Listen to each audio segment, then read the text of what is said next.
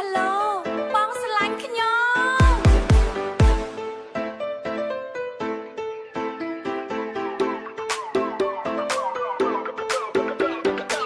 Hello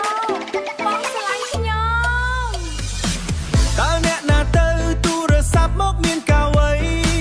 ទូរស័ព្ទមកស្រីឲ្យបងចុកចាប់ផ្លេះណញញឹមទទួលឆ្លើយចាក់ផ្ដាច់លុះទាំងចិត្ត